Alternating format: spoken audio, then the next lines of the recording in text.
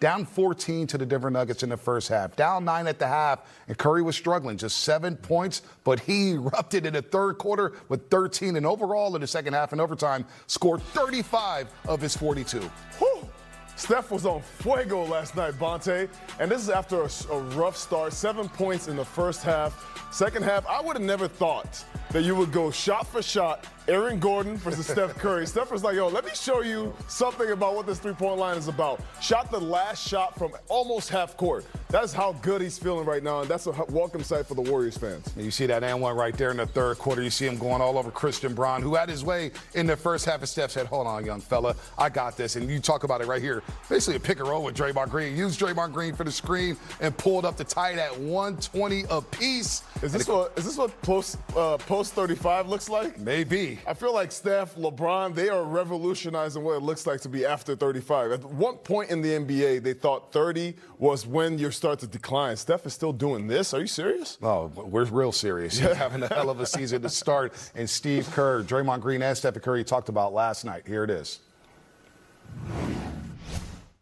The way Steph was going with Jimmy out there, we were going to score. You know, that was my biggest concern. Could we execute?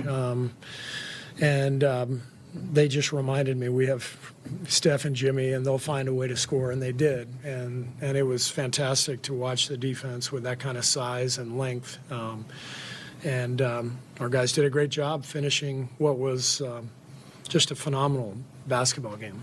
I don't think that closing lineup, Al, Jimmy, Draymond, JK, and myself had gotten any real reps in training camp. But when you understand who you're playing against and what it takes to win this particular game, the collective IQ and just toughness got us over the hump. So great start. Haven't done anything yet, but we're building a winning mentality. Yeah, he loved the moment. That's just who he's been since I've known him. You know, the bigger the moment, the more he rises. He's this quiet guy. You know, we all know Steph, like, right, how he is. But he loved the show. I think, you know, and so anytime it's a show to be put on, he's going to do it. And, you know, he did that tonight in a major way. There's no doubt he's one of the greatest showmen in NBA history, and a reminder that Steph Curry had the most 40-point games with under 10 free throw attempts ever. That's from Polymarket Hoops, Ethical Hoops, of course. And we showed a stat last night, Fezzi, where he has 42 40-point games after the age of 30, second only to Michael Jeffrey Jordan, as we connect with the great KB, Kareth Burke, and then one and only Warriors insider, two-time NBA award-winning Monty Poole, courtesy of Comcast Business. You're a little tired from last night. Back end of a back-to-back. I get it, yeah. We're connected with them, courtesy of Comcast What's up, Monty? Every connection counts, right. KB. What a show last night. We're all struggling because we didn't get sleep, all due to Stephen Curry's second-half explosion. I think all of us are pretty hyped after last night. But listen, yes. Monty and I were joking last night that at halftime, Christian Braun was probably walking into the locker room going, Steph only had 7. I got him. I got the clamps on. And then what happened? And then as the Warriors walked into the locker room, post-game, that's when we heard the Batman theme playing. Yeah, I mean, Steph has faced many defenders who thought they had him figured out. And every single one of them he has walked down and crushed. So he wasn't going to let Braun take him down. You know, it wasn't going to happen. We've seen this movie so many times before where Steph takes over in a tight game. You can't say he's not clutch. You know, he won the Clutch Player of the Year a couple of years ago. But he's willing to take the shot and always believes it's going to go in. So I think in this game, Steph realized, okay, it's my time, and I'm ready to do what I got to do to make sure we win this game. And it seems like a theme with Steph, too. You've talked about this a little bit, that, yeah, he likes the unk jokes, he hears the unk jokes, but is there a part of what he's feeling right now like, oh, you think I'm old? Are you suggesting I might have lost a step? And then here's Steph showing you the answer with his play. Steph loves that underrated feeling. You know, people thinking that he can't do something. That's one of the things that has driven him throughout his career, and they're still doing it. You know, you watch him work out over the summer. He's putting in real work, and it's all about doing whatever he can do to stay as young as possible. You watched him last night. There was no sign of fatigue. He played heavy minutes, put up 42 points. I thought Steph, in that game, let people know that, yeah, I'm still back at this game. I'm still capable of putting up 40 on a given night, and there'll be other nights like this. Yeah, and I think what's rejuvenating Steph too is he's like, I'm not doing this alone. There's a great supporting cast around us, and together we are bigger than this. We are the sum of our parts. I had it right in my head. What is it? Together we are greater than the sum of our parts. We are bigger. That's it. Listen, all right, back to you guys. Come on.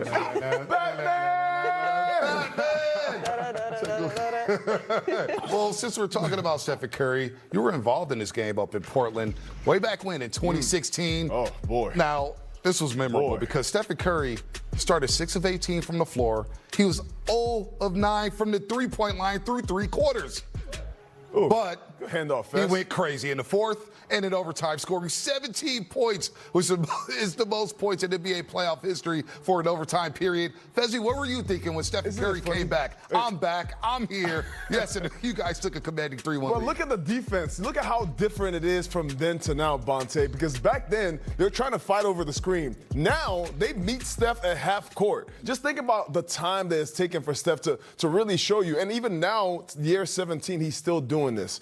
It takes conditioning. It takes a lot of timing, obviously a lot of work that we've seen Steph do this over and over in practice. But one thing that's underrated about Steph Curry is his competitiveness. I think people don't understand. Like, when he sees Aaron Gordon going 7 for 7 in the first half, I know Steph is in the locker room thinking to himself, I can't wait to get out there in the second half because I know what I can do against that team right now. What was it like being a part of that game? Think about it. He was 6 of 18 through 3 quarters. Didn't make it 3 until the fourth quarter. We're all thinking back at home, right knee sprain. Oh, boy, this could be a problem for you guys. No, sometimes you look at Steph and you wonder if he's human because, in those moments, it doesn't really matter. He loves the show. He is the show. It doesn't matter what the time is. It doesn't matter what it is. I've seen him play through so many injuries. I've seen him play in very undeniable odds. And even in those moments, he still comes out and trusts his work. I mean, 17 points in overtime, and that was it for the Portland Trailblazers. You guys close them out in 5 games at Oracle Arena. Bonte's big screen right now. Let's break it down with Al Horford, who will not play tonight, but we'll talk about Horford's offense and what he brings on that side of the floor as well as his defense. All right, what I love about the bigs is there's a lot of things that happen in the game that don't show up on the box score, all right? Draymond right now putting pressure on the guard, but Al Horford being in the game, Steve Kerr has something that he probably hasn't had since he's coached here. He has the ability to have 5 guys on the floor who can be a threat from the three-point line to close the game. So you have Al Horford keeping the big fella honest right here by hitting this shot. Now, next play, you have to watch this now because you got to play the chess game. So Al Horford is still sitting right here, all right? So the next play, same thing happens. Jimmy Butler gets the ball open, gives it to Al Horford. What does Al Horford do? Al Horford pump fakes because he just hit that shot. So now they're going to contest it. Drives to the middle of the paint. Big fella's got it, Jimmy Butler. Come on, man. The big fella's always going to sit in the paint. Do you think that Jimmy can't hit this? This is the end of the game. Can you give Steph a night-night, please? How you gonna leave him hanging? Do it. Come on, Jimmy.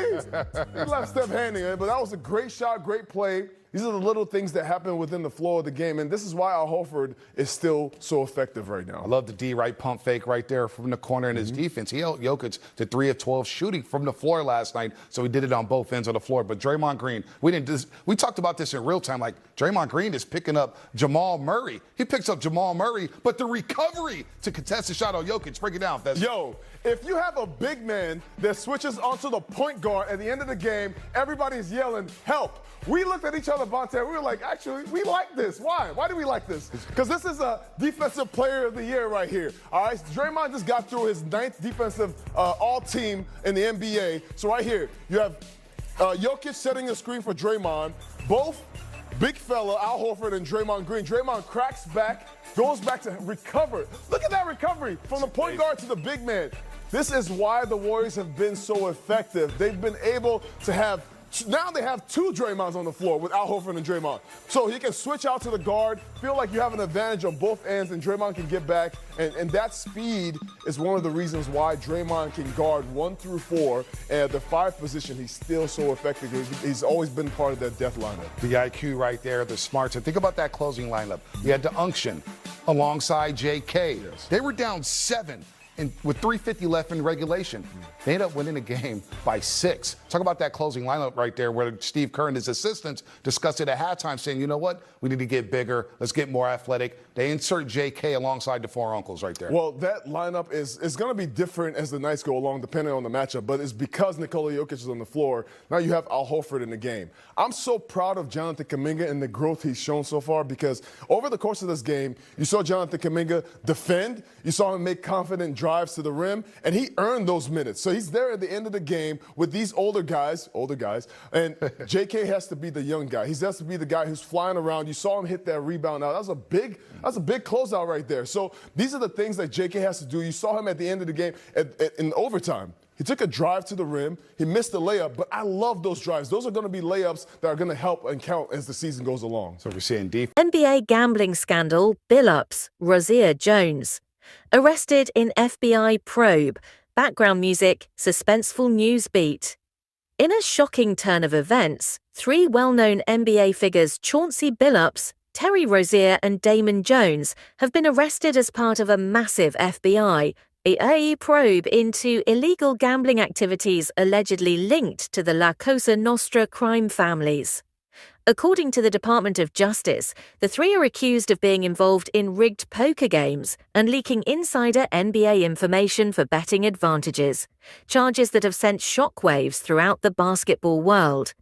Chauncey Billups, the current head coach of the Portland Trail Blazers and former NBA Finals MVP, is one of the most high-profile names in this scandal. Billups, who once led the Detroit Pistons to the 2004 NBA championship, was allegedly dubbed one of the face cards in the scheme, a title given to celebrity players used to attract victims to high-stakes poker games. The DOJ claims Billups participated in rigged poker games in Las Vegas using a manipulated shuffling machine, leading to victims losing more than $7 million since 2019. Officials also say Billups received a $50,000 wire transfer after one of those games, and even hinted that a 2023 Trailblazers vs. Bulls game might have been influenced by insider information about tanking for draft position. If confirmed, this could mean Billups, once respected for his leadership, used his coaching role for illegal advantage. Meanwhile, Miami Heat guard Terry Rozier is the only active NBA player arrested in the probe. Rozier allegedly faked an injury and left a 2023 game early, allowing his co-conspirators to bet on his under-prop stats, a move that netted large profits for those in the betting ring. Before this scandal, Rozier had built a strong reputation after joining the NBA in 2015, rising from a backup role with the Boston Celtics to a starter with the Charlotte Hornets and later the Miami Heat. Now, his once promising career faces possible suspension or worse, a permanent ban from the league. Former NBA player and assistant coach Damon Jones has also been named in both the poker and insider betting schemes. Jones allegedly worked alongside Billups in organizing the rigged poker sessions, where high-profile participants were unknowingly cheated through tampered equipment. He reportedly made over $20 million during his NBA career, but could now face prison time if convicted. The Department of Justice revealed that at least 5 defendants, including former and current NBA figures, were part of this elaborate gambling network. The investigation uncovered connections between organized crime families and professional athletes, raising serious questions about integrity in sports and the influence of underground betting. This could become one of the most damaging scandals in NBA history, threatening reputations and potentially leading to lifetime bans. As of now, all 3 Billups, Rozier and Jones have been taken into federal custody. The NBA and Portland Trail Blazers have yet to release official statements. If the allegations prove true, this would not only end careers but also forever stain the legacies of some of basketball's most respected names. Stay tuned for more updates as this story unfolds.